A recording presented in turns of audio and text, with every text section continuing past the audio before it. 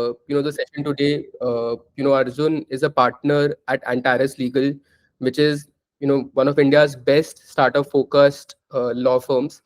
And Arjun has been kind enough to spare his time for this session. And obviously, like, he's also been helping you individually on your cases one to one. But essentially, and I'll let Arjun talk about the session. But essentially, there are three, four things that we're looking at covering in today's session, right? So one is, like, all of us are in the middle of raising our rounds, right? So what kind of instruments to use, like CCPS, CCDS, CN, convertible notes, iSafe, right? Clarity on that from a legal perspective.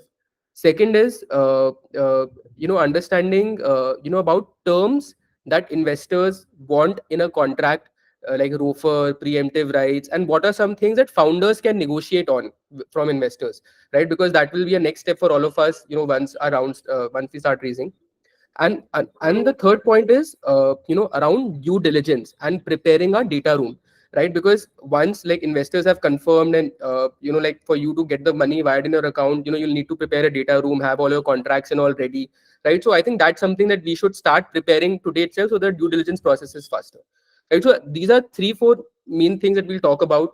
Rest, Arjun, again, thank you so much for your time. Very excited. We can keep the session interactive as well. Founders can keep asking any questions that they may have in the middle. Arjun, you're on mute. Thank you, Karan. Thank you for having me here. It's an honor to be here. Happy to add value in whatever form I can. And as what Karan mentioned, this whole idea to sit down here and sort of discuss essentially the whole startup ecosystem and how it's evolving. I think that's essentially what we are trying to look at, and more specifically, revolving around fundraise and aspects that we need to deal with when we deal with investors. What is it that we need to be uh, informed about and be careful about when doing some documentation with them. So I'll just make it. I prepared a small little PPT. I don't want to make it very boring. Please feel free, and it's as interactive as it can be. We can discuss aspects and points, whatever you feel you want to ask in between. But I'll just so that there is a context to the discussion. I've just prepared a small presentation where you can just have a look and understand the flow of this discussion.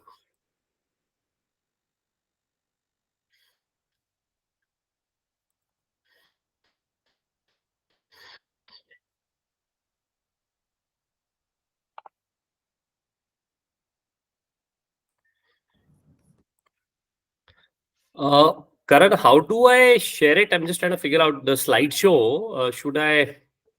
There's a you will see a present now button, in the footer, Okay, next to just the call icon. yeah. Sorry, got it. Got it. Okay.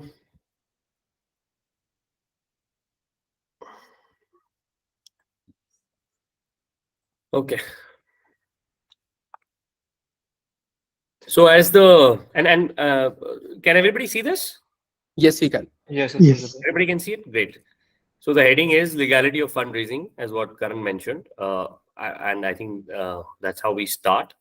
So this is basically the first step. Now, when we set up a company, most likely a private limited company is what I understand a startup typically are structured as. And what is it that at the inception stage we need to be careful of and ensure as a strong foundation to fundraising and growth. So from that standpoint, what is it that is critical? I think for me, the first thing would be a founder agreement, right? What is a founder agreement? Founder agreement is where one or two founders was sort of tying up together to set up this venture, have their, like I keep mentioning it to Karan, their marriage written, right? It's like a marriage where you are going to be sort of recording all that you are going to do together in a more structured way, where we have aspects such as non-compete, subsequent funding, roles and responsibilities of the founder, the assets of the company, how they are going to be sort of dealt with, uh, transfer of shares between the founders. If today one founder wants to sort of work out of this marriage, how do we deal with that? Non-compete, very important piece. Non-solicitation. So that's essentially how a founder agreement is structured, in most of these agreements you will see some of the important clauses, and where people typically have a lot of debate or discussion, other transfer restrictions, right? Like if today I want to sell my shares in this, how do I do it, interstate the founders, and I'm looking at a third party. So typically we have, even in a founder agreement, a ROFR, and to make it sort of a deterrent, because at the end of the day both founders have together agreed to set up a venture and go and take this forward. So any founder getting up and suddenly saying that I want to leave, it should be a deterrent in the document, where, and then consequently we typically advise clients to have a tag along right, where if the founder wants to sell his shares to a third party, he ensures that uh, the other founder is also sort of allowed to sell his shares, right? So that's around founder agreements, and in that also fundraising, right? When the company needs money, how do we do it? So you either keep a waterfall mechanism where we agree upfront that we'll take debt. If debt is exhausted, we'll look at third party funding. If third party doesn't happen, then we look at either of the founders putting in money, and to that extent, the founder not putting in money stands diluted. So this again becomes a very debatable and a contentious issue between founders and how they want to deal with it. But typically the practice would be, and I think that's market to, where any of the founders, when it is at last in the waterfall mechanism, is looking to put in money, his shareholding automatic should go up. And before that also, there are aspects. If you don't go into, if a founder is willing to give loan, then what is the interest element that the founder can charge to the company, right? So that's aspects of founder agreements, and how your dispute resolution is sort of structured in that agreement. Happy to pick up any question you have on founder agreement before I move to the next one. Arjun, generally, like, is a founder agreement done only at the beginning, or can it also be, let's say, if a company is looking at doing a round now, can a founder agreement be prepared now as well? Let's say it's been like a company's been 2 years in under operations, and then they're looking at raising a round. Can it be done before the round as well, or it has to be done like at the starting of the company only? No, it can be done before. I mean, as see, the idea here is to lay the foundation, right? And it also helps the investor to understand how you guys are dealing with each other. So you can do it later. That's not a problem. You can set up the company, you can run the business, and subsequently you want to have the founder agreement sort of structured before the fundraise. It makes sense. You can do that. That's Got not a it. problem. Got it. The second piece is your IP. Any business today, especially in the tech space, or where we are looking at some innovative products or services, IP becomes a very, very critical piece. So founders should ensure, when they are setting this business, their IP registrations are in place, whether it be trademark, whether it be patent, whether it be design, whether it be copyright. It just helps from a fundraise perspective for sure, and overall for the business, right? A lot of times what happens is founders have these IPs in their name. So it's always advisable to have it in the company's name. If the founder has sort of registered it, he should be able to transfer it, which anyway your investor eventually will ask for as part of his documentation with you, right? So I think that's another piece that needs to be always looked at from a at the inception stage, when you're sort of setting up that venture. Then we come to the employment agreement, right? Employment agreements intersect between founders. When a founder is being employed, it's always good practice to have it, right? Because his arrangement with the company as a director or as a CEO should be segregated, and should be independent of his promoter or founder relationship, and it should have adequate safeguards.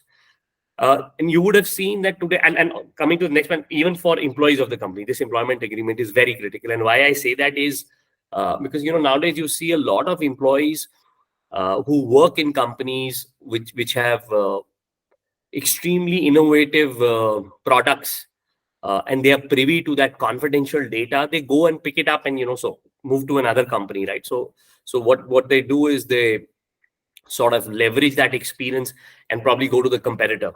So to ensure, there is some kind of protection, we put non-compete as a very regular term in the agreement, which essentially means that you cannot join my competitor. Mm. But for an employee and for an employer, for an employer it becomes very tough to enforce it, because courts are not very keen on sort of allowing keen on sort of prohibiting the employee from working, because it sort of goes to the fundamentals of the law. There is a law which sort of says that you can't stop anybody from practicing trade and profession, right? So what you typically do here is you bring in a strong confidentiality, right, and ensure that what you can't Yeah, achieve. hi, Arjun. I'm so sorry to cut you. I just wanted to check if I am not seeing the slides moving. Am I the only one?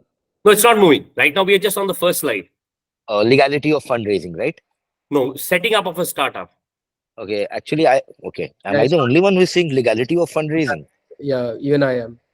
I think So Arjun, it's on the. I if you think can just maybe go to the slide which you are speaking, that will be helpful. It's moving here. Uh, okay. Can you guys see? I think when you shared your screen, you might need to share the entire screen. I think that. No, I did. I'm doing a slideshow, but let me check. I don't know. I thought it was already there. And thank you, Saurabh, for pointing out. Yeah, no problem. Oh, okay. So first, can you guys see this? Not yet. Yeah, it's coming. Yeah, Yes, now yes, now we we can can. see it. Yeah, No. So what I'll do is I won't do a slideshow, because when I do a slideshow, probably it's not showing. So got, you're being able to see these right now. Can you see the slides moving? Yes, yeah, we can. yes. Is this better? Yeah, Okay. So I'll stick to this now. Uh, uh, then I don't think we can do the slideshow. So I think we'll just keep it like this. Okay, so I was coming to employment agreement, right? Where I said that a lot of times your key employees or employees who are privy to some uh, innovative products or services, the details of how they are sort of created, they leverage that and go to your competitor. How do you ensure that this doesn't happen? Which you will see. I mean, at least in my experience, I've been a lot of clients have been asking me this, that how do we do this? What is it? We've been facing these problems. So, one way of doing it, and which we've seen some success, is a strong confidentiality obligation in your employment agreement with these employees, right? To ensure that any kind of data that he sort of picks up, he doesn't use it, right? And we've sort of got judgment, we've got orders in our favor, having this strong confidentiality clause in our employment agreement with employees. So that's one way of sort of dealing with, and in where where non-compete as such doesn't work. Then now coming to the other piece, which Arjun, I had a question. Here. So you mentioned employment agreement from a founder's perspective as well, right? yes, Let's say if yes, there are a couple of founders in the company and they want to kind of draw a salary, right? So yeah, essentially, so an employment agreement, like it makes sense to have an employment agreement there as well, and generally, like I mean, on like other part to this question is like like if it's a bootstrap company, let's say they're in the process of raising their first round, right? Like what are the typical salaries that you see founders take? Like is there a benchmark or trend there? it is typically very nominal. And initially, probably some founders may not even take salaries, but when they start taking, it's very nominal. Anything between the and depending on what is the sort of what kind of company it is, it's pre-revenue, revenue, in that context. But let's say if it is let's say it's a seed, where there is seed capital in that company, and the founders are there, you typically look at a range between 55 to a lakh Okay. as salary. I mean, that's in our experience. I'm sure there are. Hmm. It also depends very case to case, but at least from our experience, we've seen that Hmm. go up to maximum of 2 to 3 lakhs maximum. Got it. And let's say if a founder is, let's say, raising their first round, maybe like a seed round of 1 crore, 1.5 crore. So that's the benchmark. Like with that round, they can kind of look at that kind of a salary for Yeah. themselves. Yeah, I mean, again, like I said, it's based on our experience. Hmm. This is what we've sort of seen in the past. While there are some founders who have managed to get a little more, but the practice as such is this. It's very nominal. Got it. Yeah. Now come to the ESOP, which is again a very hot topic among startups, and then that's the way you sort of try to ensure that you get the best talent. How do you structure? You have to ensure when you at the start only you are clear about ESOP, and founders are clear that they will sort of create a carve out for ESOP to the key employees. That helps a lot for the company because you will get good talent at zero, at not zero, but very nominal sort of costs. So long as that talent believes in your vision, right? And I'm sure if companies who have strong fundamentals, they will attract good talent. So ESOP structuring is very important. You have to ensure that your ESOP policy is drafted smartly. You have enough protection as a company for ESOPs where employees are terminated for cause, or employees are asked to leave or they leave, how the options should lapse. And if today there are some companies who even post vesting have clawbacks for ESOPs.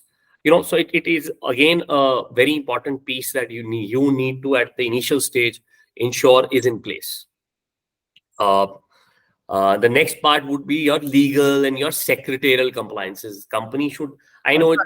Sorry, I had a question on the ESOP as well. I'm Hmm. sorry, for breaking your flow.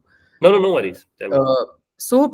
Can you give us an example on how to, kind of structure an ESOP? Let's say, right now it's a bootstrap company, Hmm. and let's say I'm doing about 10 lakh a month revenue, right? And Hmm. I want to hire an employee whose salary is, let's say, 2 lakh a month, right? But Hmm. I can only, let's say, pay 50,000 today in cash, and the remaining I would like to pay in ESOPs, let's say 1.5 lakh, right? So in that case, how do I structure it? Because it's a bootstrap company, how do I value my company? Like, does it come, like, does the ESOPs come from an existing pool of shares to which the employee subscribe to? Like, if you can just take us to the structure, in this kind of a scenario, it will be super helpful.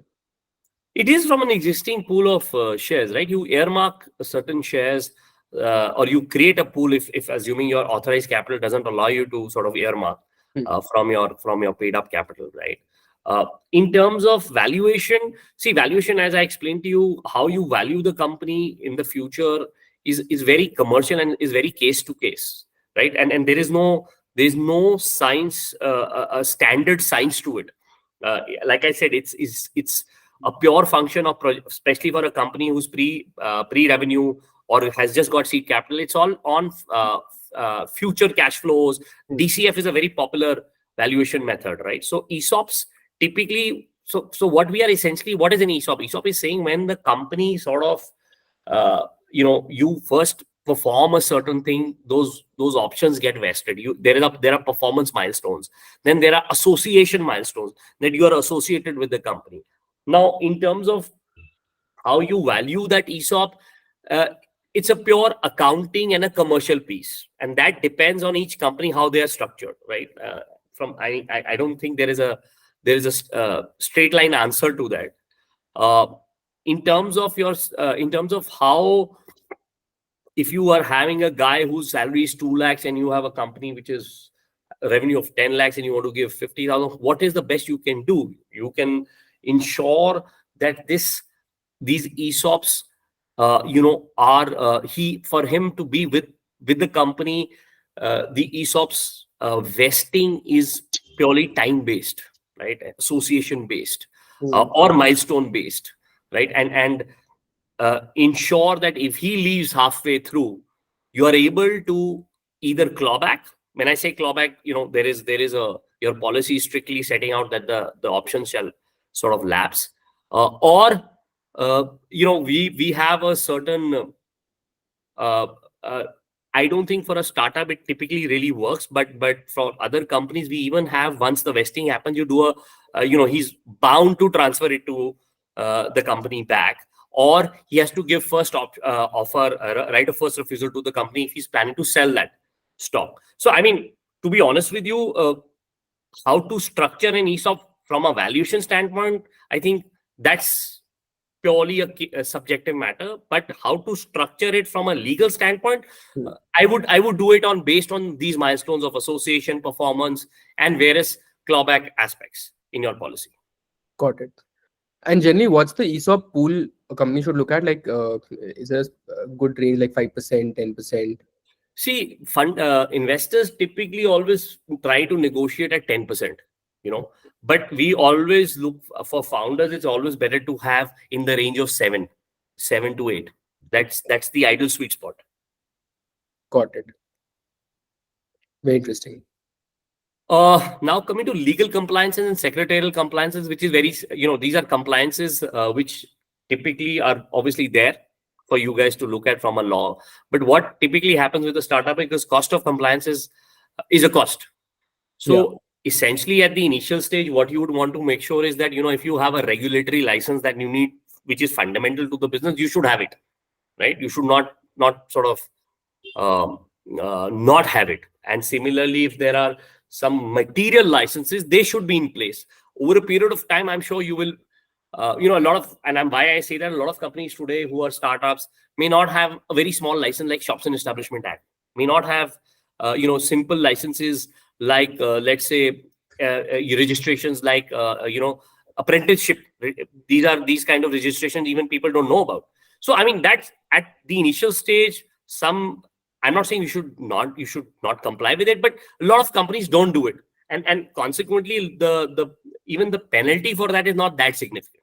So I would only advise that, because of the fact that there is cost of compliance, at least have your basic compliances in place. It will only see, the more robust you are in compliances, the better funding, and as an investor, the investor will look at you more favorably.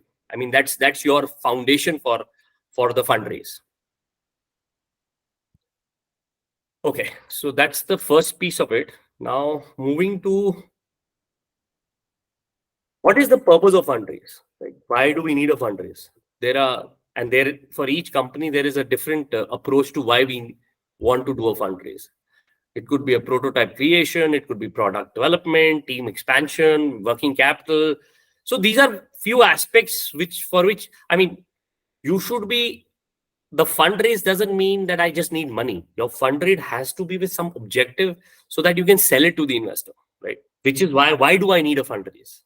I have this and I need to do this. And some aspects of this are, like I've sort of highlighted in this slide. You're looking at team expansion, you're looking at product development, and for that purposes you need a fundraise. So there is some objective for your fundraise. Right. So I think that's very critical, and you should from day one be very clear as to why I need a fundraise. What are the various routes of raising funds, right? One could be, I think, the regular and very normal route is your equity fundraise, which a lot of startups would want to do, right? So, for example, you want to issue shares. It could be primary, it could be secondary. Typically, at the initial stage, it will always be primary. Secondary is probably at a later stage. Now, what are the instruments that you could look at for that? You could look at equity shares, which typically investors don't prefer. I think the most popular instrument I have seen in my experience has been the CCPS. CCDs are also, they're essentially an equity linked instrument, and some investors do come in through a CCD structure. We have now, for smaller investments, iSafe notes, but there are some challenges to it, because the law is not expressly recognizing this instrument. However, there are interpretations, and as a consequence of which people have taken a position that they are a legally valid instrument, right? So I mean, but it's something where probably a VC fund may not be very comfortable subscribing to, as opposed to an angel investor who would be okay to come in through an ISAFE. Then the next is the convertible notes.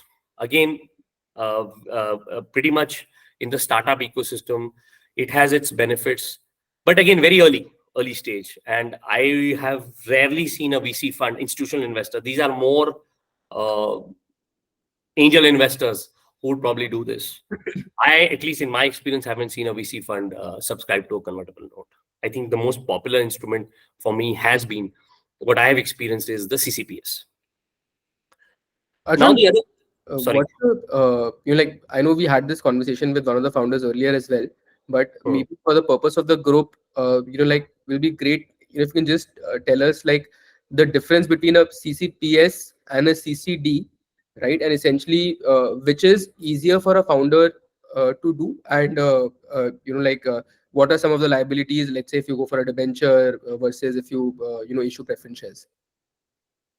See, in essence, both are equity because both are compulsory convertible into equity. So they very much are a equity instrument, right? While CCD probably at the initial stage may be recognized as a debt, but it's compulsory convertible. Hence, it is an equity. Now, what is the difference? Difference essentially is, when it's a CCD, uh, you will not typically have a voting right, right? A CCPS can be structured to have voting rights. So that's one cardinal difference I've seen in a CCD. And CCDs essentially are at the initial stage treated as a debt. So from a optic standpoint and even from a balance sheet standpoint, it has an impact at least on your valuation, uh, as what I understand. Whereas CCPS comes directly and hits your pref cap, share cap. So I think that's essentially how I see the two. But honestly, in my understanding and the way the law is sort of recognizing these are equity linked instruments, and essentially they have to convert into equity. So I think that's how I see it. Got it. Guys, any questions you might have, please feel free to ask Arjun. Like, I know that all of you have been asking me a lot of these questions, so the expert is right here. If we want, we can ask Arjun for any specific case studies as well. Arjun, I have a question on the earlier point that you were mentioning regarding the co-founder agreement. Yeah, So in a lot of your businesses, you want to bring in a co-founder at a later stage after a couple of years, right? yeah. And I don't understand a structure around it that let's say if the co-founder wants to work for a couple of months, see if he's able to fit in. In some cases, he might bring in capital, might not bring in capital, right? Might just get involved with the labor that he's putting in, the bandwidth. So how do we really structure a agreement around this and a liquidation of equity around this? See, you have to value his sweat, right? And essentially, what we are saying is, today, if the same founder was to do a role as an employee in a company, what would his CTC be, right? And you sort of take understand the market and sort of get a number to that, because sweat has to be valued, and he would look at that value, because if he's working as a founder and he's not getting paid for it, right? There is sweat that he's putting even if he's not putting in money. So that you value that, and consequently the value that probably a similar guy who's an employee in a company would fetch, you would value that equity based on that value. I mean, that's how we see it. Got it. And from a legal perspective, how, let's say, if he wants to come as a full-time co-founder after a couple of months, how is the equity granted in such cases? Is it just a secondary sale of the existing founder's share to him or her? It can be either. It can be primary or sort of what do you call secondary. Primary can be in the sense that you could issue shares to him other than cash, right? For services, right? And similarly, you could also do a secondary transfer. Got it. Got it. That's helpful. Okay. Any questions on the other parts of the? So should I move to debt? Yeah, Arjun, I Hi, have a hi Arjun. question. Yeah. Yes, my question was on the valuation part. For Hmm. us, Travel Buddy, what happened was that we went through a pivot. Okay, and in 2021, when we had done our valuation, it was on a DCF, Okay. because obviously the company was a social travel network where our entire model was subscription based. Hmm. However, in 2022 end, we became a marketplace. Okay. Obviously, in a marketplace, you are playing on large GMVs and lower margins, which you will slowly increase. And what Hmm. we also have is 4 million registered users, which is our Hmm. biggest strength, right? The Hmm. data that we can slice and dice. So how does one look into this? I'm going through this question in my head now, because we are bound to do a new valuation now at the Hmm. end of March. Do we Hmm. go for a DCF or do we go for something else for a marketplace? What's the typical norm for a company which is early stage like us? See, just to get this is more a very, like I said, this is a very a question of how your numbers look, right? How your business looks. It's a very case specific answer. But if you're asking me what is my experience, what is the, in terms of valuation, what have I seen? I've seen DCF as a very popular method of valuation, at least in my experience. But to answer your question, see, it entirely depends on the dynamics of your business and how your how your revenue is showing, what are your numbers. Then you look at, and at the end of the day, valuation is all a matter of how your chartered accountant looks at it. It's an interpretation, No, right? I It's totally understand, but actually, let me rephrase the question. I'm saying that because we have not only revenue, top Hmm, lines and bottom lines, but also users, hmm, and DCF doesn't consider the users, hmm. is there a better way to, take the user equation also into account?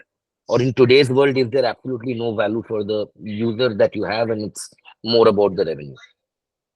See, honestly, it's more about the revenue, but I am sure because of the revenue is very cardinal to valuation, and any investor who would be investing would value the company, at least for him. The first point of understanding would be the revenue. Sure. So I think revenue is very cardinal, but these methods have evolved based on new businesses. So I'm sure one of these, any of the CAs or chartered accountants will be able to sort of help you there. But revenue, at least in my understanding, is something that no investor will not look at and only look at users. I mean, that's my sense. Sure, sure. This is helpful. Thank you. Okay. I think Uh, Shailesh had a question. He had his hand yes, up. Shalish. Thanks, Arjun.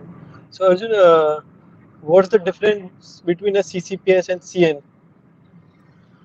So CCPS is a compulsory convertible preference shares. Convertible note is essentially at the initial stage a debt, and then the holder has an option either to be repaid or convert that instrument into equity at a later date. So both are different.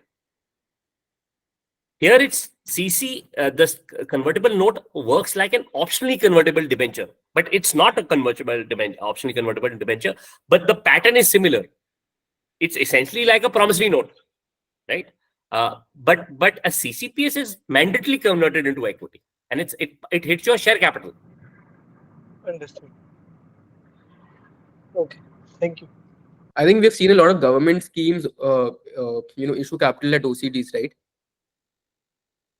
Government schemes as OCD. Sorry, I'm trying Like to so there's a understand. Startup India scheme, and like there are a lot of these That actions. is convertible notes. A lot of so you have a lot of exemptions if you're a startup, and convertible note, for example, what's the big? Why do convertible notes? Why is it attracted at the initial stage? Because there's no valuation. Hmm. If you are registered as a startup, there is you don't have to value it. And iSafe is also the same. People typically don't value it when it's issued, so you don't have the rigmarole of valuation. CCDS also, right? Like you'll not really need a valuation upfront. It is gray. I won't, because see, at the end of the day, CCD forms within the definition of securities, and if you look at the law clearly says, has given that option to even CCPS. I mean, at the end of the day, it's very clear. If you have a convertible instrument, you have the option either to have it valued at the time of issuance Hmm. or have it valued at the time of conversion, right? But the position taken for CCD is that CCD at the initial stage you don't need to value. I mean, that's definitely a position taken. But for CCPS, it essentially, people have taken the position that it should be valued at even at the time when you issue it, not at the time of conversion. Got it. Got it. Okay, so what are the stages of funding, right? When we had, so let's say pre-revenue, it's the ideation that you're looking at. Check sizes are typically small. Who are your typical investors? Friends, family, angel investors, pre-seed angel investors. This is the investor category that you're looking at. Then seed. Seed is when your prototype is ready, or there is a small revenue, right? And in terms of operations, may have started or may not be started. Who's your target investor? It is incubators, accelerators, angel investors, angel funds, micro VCs, etc. Then you come to the next stage, which is Series A, where there's proof of concept, and you have revenue. It's a bigger check size. You need growth, and you are essentially entering into new geographies, new business models. Who's your target category of investor? VC funds, venture debt funds, loans from financial institution if you're looking at debt. Sorry, I think I missed out on essentially also discussing debt. I'll come back to it. I'm sorry, I forgot about that because we got into questions. So coming back to the equity bit, now some companies also at the initial stage look at debt. Now, what is the debt? At very early stage, it will be probably a director loan or a shareholder loan, right? That is the debt you would look at. Probably a little more matured level, you could probably, like I just explained to you, you could look at venture debt, which is a debt without collaterals. But essentially, it's sort of all your receivables are there's a lien created. There are kickers in that debt, VC debt, which is basically where you have given the lender a right to subscribe at a later stage. So they are partly paid shares that are issued to the lender, and on the other side there are NCDs issued. So so debt also is there, and it's catching up now. I think venture debt has become a little more popular, considering a lot of startups were struggling with runway. So where you don't want to do a down round, you probably get a debt fund on board and look at debt funding. So that essentially is also a piece that a lot of startups have now started looking at. Now coming back to the same point. So when we are in Series A, what are we looking at? Who are our target investors? We have venture debt funds, etc. Now Series B and C for me at the end of the day is all growth, large check sizes. You could probably have a private equity fund who would be the right match as an investor for you, a strategic investor, etc. So this is where you are shown, you've shown track record. It's just growth capital that you're essentially looking at. Finally, for any investor who sort of sits on your capital, his ultimate would be to get an exit through an IPO. That's the largest fundraise for any startup to get into, like what we've seen lately with various companies who initially, have listed themselves on the stock exchange. So yeah, I think that's how I see the funding cycle in terms of stages of what is the capital what kind of funding we are looking at, and who are our investors at that stage. Any questions here?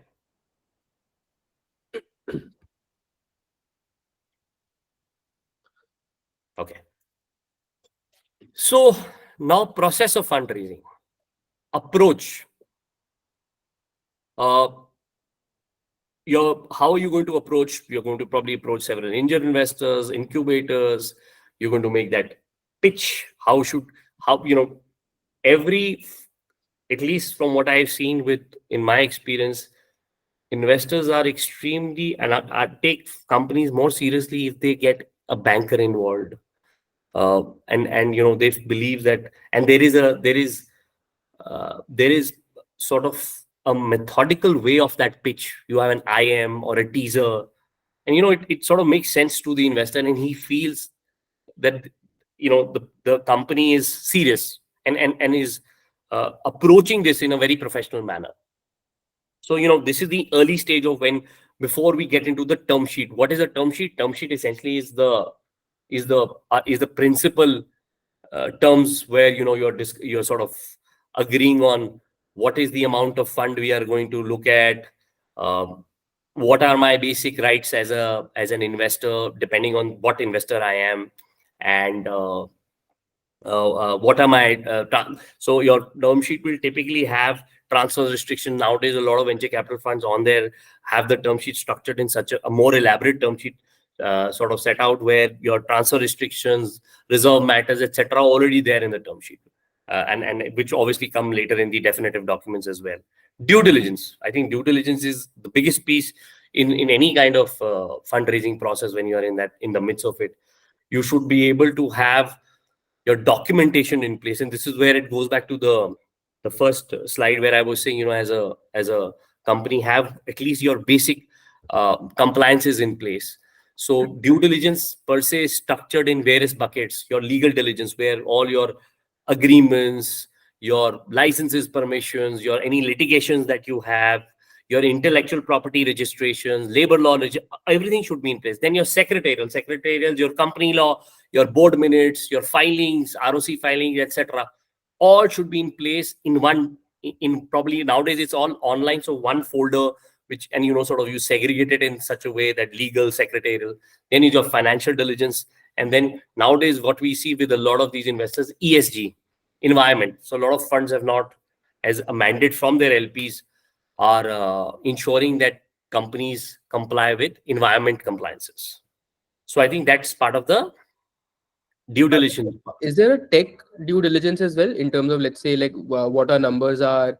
Let's say in case of Saurabh's case, right? Like he has a 4 million community. So essentially, how do you verify that? What is your daily active user, monthly active user, your Google Analytics, your conversion trends and all? Like, is it prudent for founders to also kind of maintain that in their data room as well?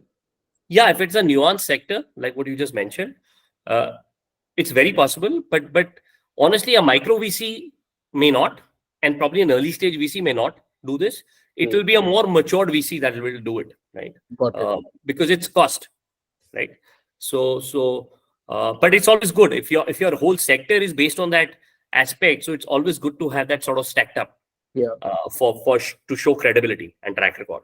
Yeah, guys, I think this slide is super important, like for all of us, because essentially currently I think we're in the process of meeting investors, getting confirmations, we are setting up our RUVs and all. So I think this will be the next step, where essentially, like, for us it's important to kind of prepare our data rooms today itself, and look at what is the important documentation, legal, secretarial, our licenses. Let's say if you're in a category which has high repeats, and you want to take your repeat rates, or GA, your technical data, like, I think start creating that folder today itself, so that you can start sharing it, so that the due diligence process is faster and the money is also wired into us faster.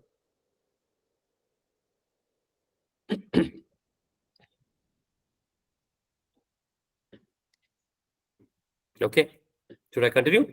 Yeah. The next part is the drafting and negotiations, right?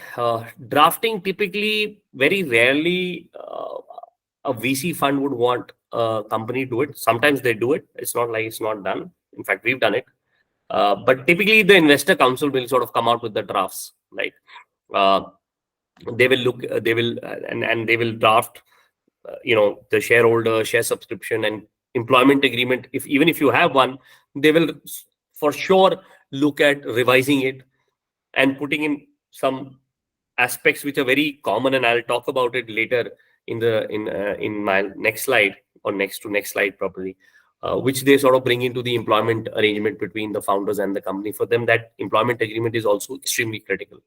So that's what we see when it comes to drafting and negotiation. And typically negotiation also, between the founder and the investors can take some time, because and sometimes founders who are not very well versed with how to negotiate, it may not take at all any time. Some funds I know will just give the founder, and probably the founder is not understanding the document. A lot of founders typically want to not go to councils at that stage because of a cost concern.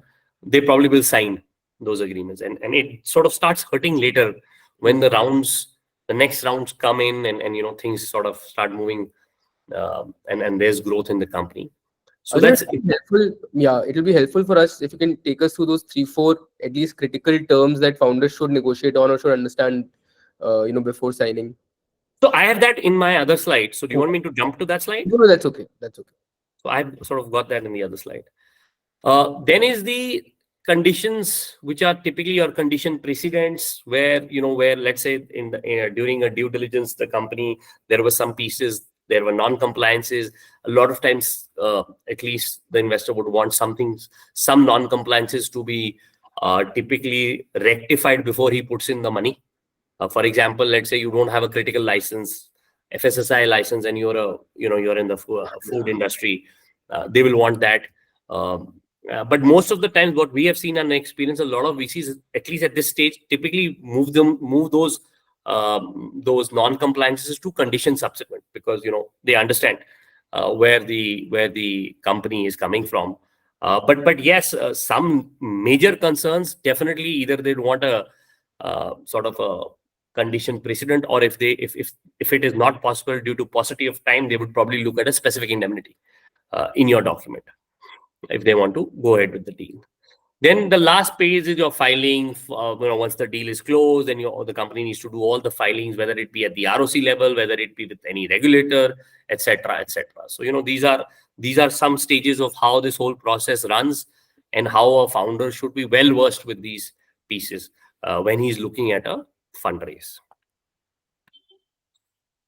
Now, what are the typical rights that investor looks at in an institutional investor per se looks at when he's investing? Preemptive right. Now, what is a preemptive right? Preemptive right is where he believes that whenever a company looks at issuing shares to a third party, they should contractually be bound to come to him to also ask him, would you want to be also subscribing to this issuance? And this is essentially to ensure that whatever shareholding he holds in that company is maintained. So this is a very standard right that an investor looks at, and how we obviously can negotiate it. There's always some tweaks you can do, and that's but it's very standard for an investor to have it. I don't think I've seen any investment agreement where this right is not there. Then the second is the anti-dilution, right? Anti-dilution is basically where whenever a company is doing a down round, we as investors should be able to take the benefit of that discount. I should be either as an investor given additional shares in whatever way, so that I am not deprived of that down round. Essentially, that's how they sort of structure it. Liquid. Then you come to affirmative vote matters. Now here it's slightly tricky. These are very operational in nature. Typically these rights, while the investors will always argue this to be critical to their investment, and this is where a lot of negotiations typically take place. You don't want the investor interfering with your operational rights, such as if you're today doing related party transactions, or you're wanting to raise some, you have your creditors, sundry debtors on a daily basis. They typically say beyond this, you take our approval. If you want to today sort of do licensing of your IP, they would want to sort of have a yes on that. So these are, but for us as counsels for founders, we've always said that this right should only kick in when there is substantive exposure in terms of money in the company. I mean, I'm sitting at 1% or 2%. I would typically fight it. I would not give it to an investor, these operational rights. Liquidation preference. Liquidation preference is again a very standard right, where any investor who would on identified events want to recover his investment amount, and typically it ranges between 1x to 1.25x. That's how we've seen in our experience. The next is transfer restrictions, right? Founders they believe that investors are very clear that we have invested in the founder, so he is not allowed to transfer his shares till we sit on the cap table. And consequently, and they, a lot of times there are lock-ins on the it's called reverse vesting, where they're saying that every year, every quarter, or every 6 months, your shares will be released to you. So it's called reverse vesting, where contractually you locked the shares, and as a founder, you cannot deal with those shares. And once slowly when they are sort of vested, then also there are some restrictions on this. So transfer restrictions on founders is very critical for an investor. And one of those restrictions would be right of first refusal.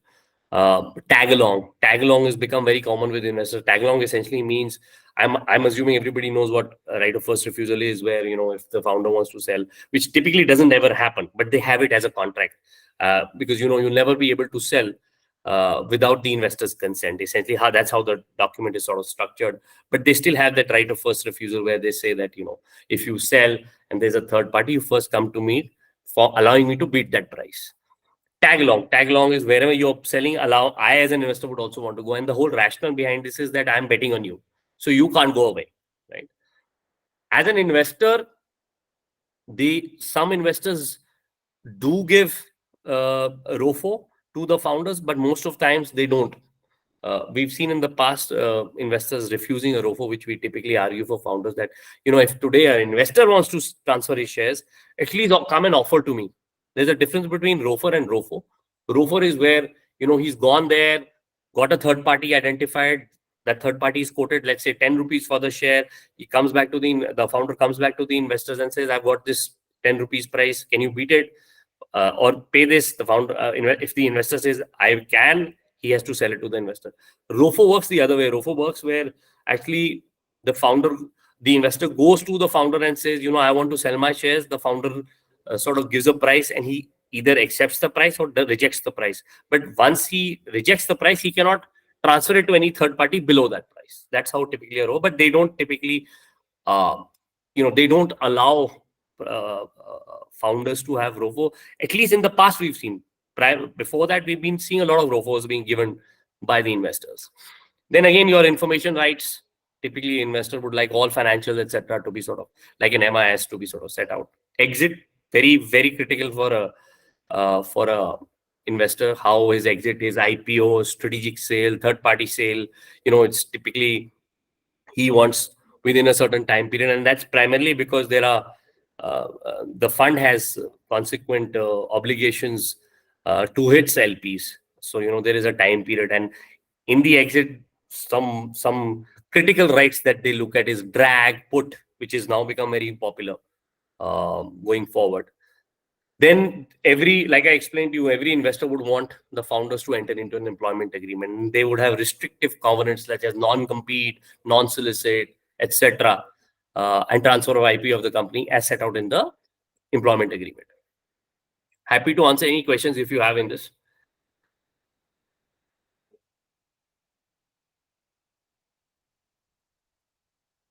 I can move to the next. Yes, I think we can.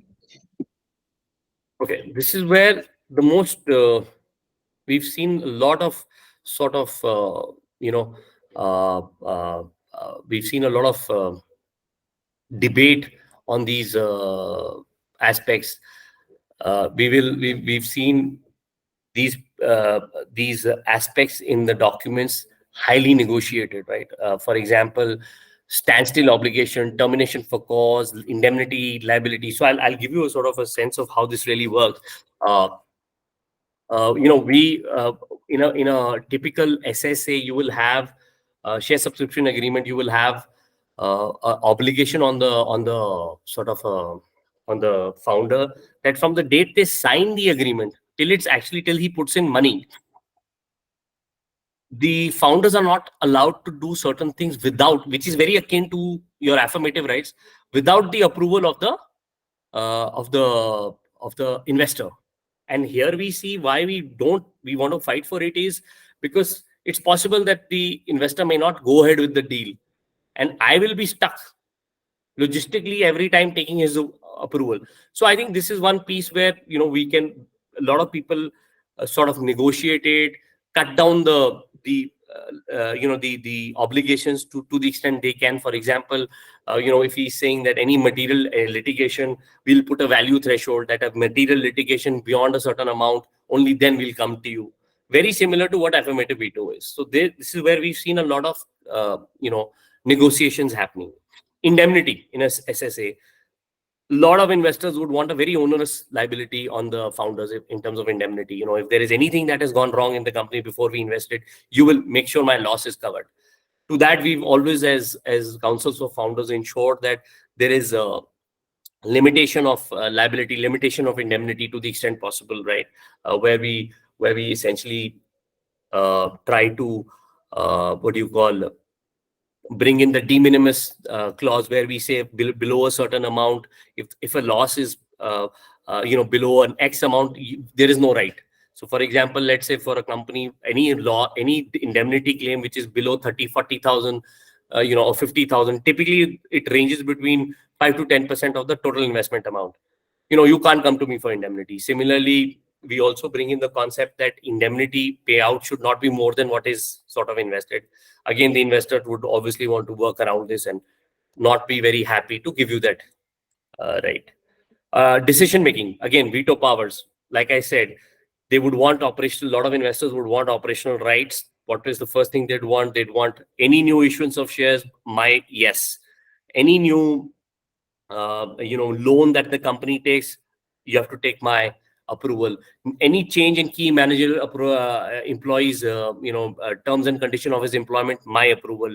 Any related party transaction, so we sort of bring that down. We put value thresholds there.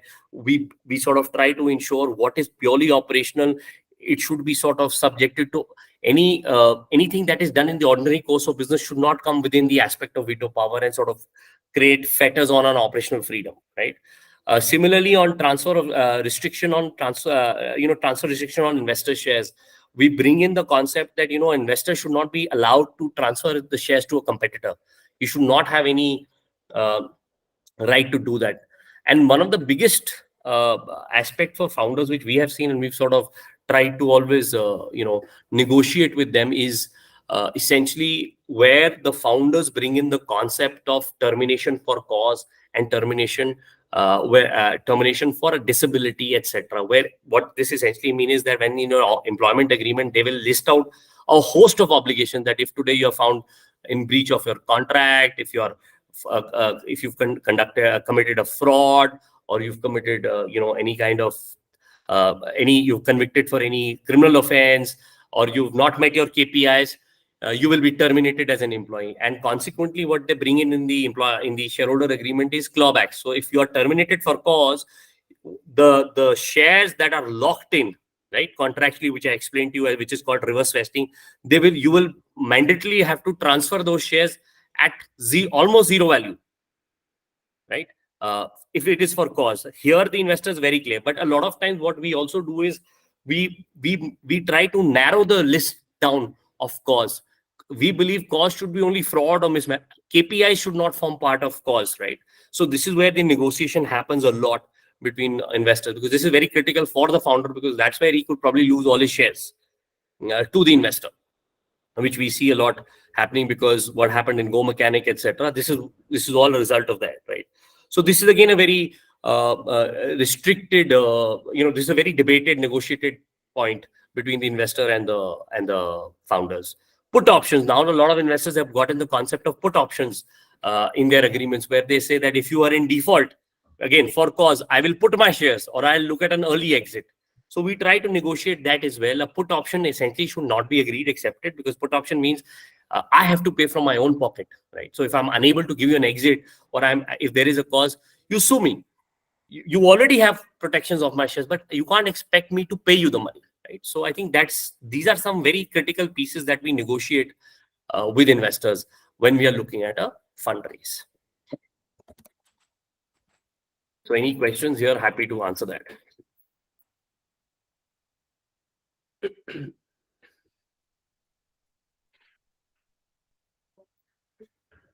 Yeah, I think that's where I thought these are some pieces that I believe are important for the fundraise. So Thank you so much, Arjun. Super relevant. And guys, any questions that you might have specifically, please feel free to ask Arjun.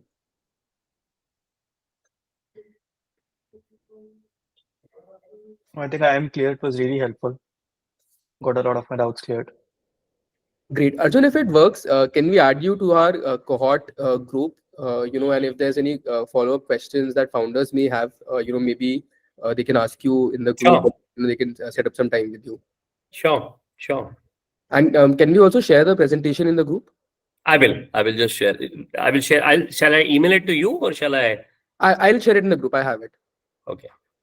Great. All right, Arjun. Thank you. Thank you so much Thank you, everyone. for your time. Very Thanks, useful. Arjun. Thank you, guys. Thank you, Arjun. Thank you. Thank you, Arjun. Thank you. Thank you. Bye. Bye.